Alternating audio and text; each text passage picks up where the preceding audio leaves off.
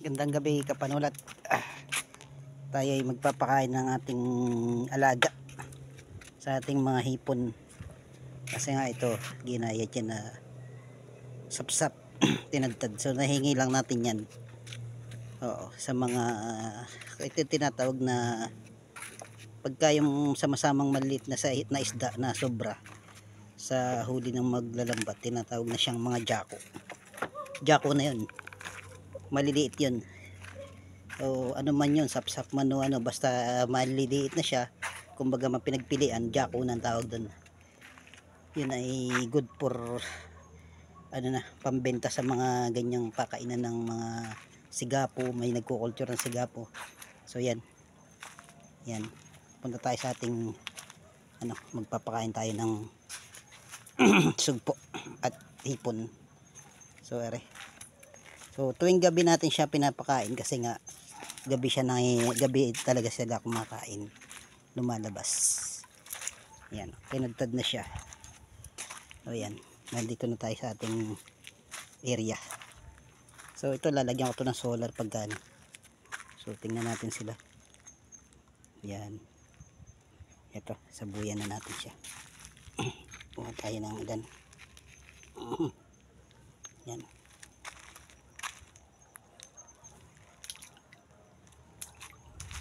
May mga under observation kasi yan, kung alin kasi dyan yung magiging mabubuhay, hipon, sugpo, or blue swimming crabs o yung lambay.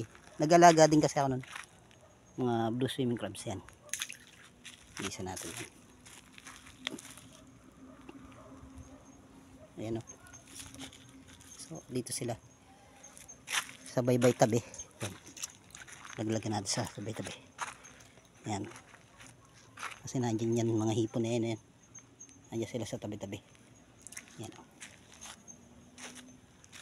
So yan, pa tayo. Yan, sa area na to. Yan, tapos sa area na doon. Yan. So yan mga kapanulat, madami pa naman to, konti pa.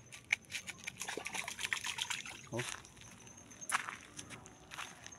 So yan, yan, at least kahit pa paano nagkakaroon sila ng, hindi sila basta-basta na gugutom. Kasi nga kahit once a day lang tayo magpakain, ay good for whole day naman na yan. Dahil yan ay kasi kapanulat may isa kasi akong nilagay dito na sugpo, ganun lang siya kalaki. So ngayon mga ganito na siya, may git isang dangkal na siya. So yung mga kasabayan niya na ilang similya ng kasag sa 100 pieces kung inihulog. So 4 pieces lang yung survivor. Kasi nga palaisdaan kasi ito yung tubig kasi iba kasi yung sa dagat. Ayun no, kapanulat yun no. Ewan ko lang nakikita nyo. So yan yan. Ayun yan. Yung kita ba?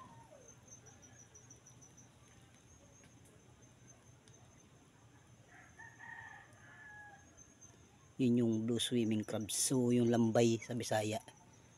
So inadapt lang dito sa palaisdaan. Wala, hindi makita kasi sulo eh.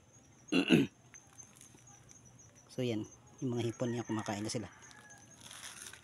So yun, yun ang ating pinag-aaralan pa dito. Kasi parang ito ginagawa ko lang research area. Ito yung kanilang testing procedure kung sila ay makakasuko, sinong variety ang makasurvive, kung anong uri ng compatible dito sa akin ginawa na to. So nakasurvive naman dito ay sugpo. So better na sugpo ang ating alagaan.